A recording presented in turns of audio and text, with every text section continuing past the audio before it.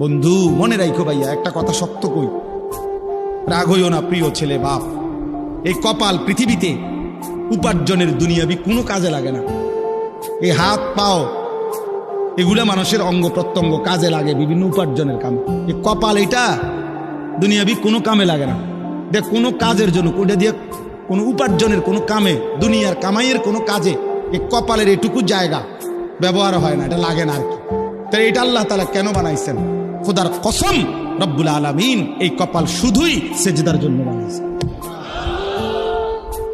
শুধু সেজদার জন্য। এই জন্য যে কপাল সেজদা দেয় না, যে কপালে সেজদা নাই, তুই মানুষও না, মানুষের বাচ্চাও না। ইনসানের কোনো কাতারে সে পড়ে না, সে কোনো মানুষের কাতারে পড়ে না। ইনসানের কোনো কাতারে পড়ে না যার কপালে সেজদা। কারণ কপাল বানানোই হয়েছে।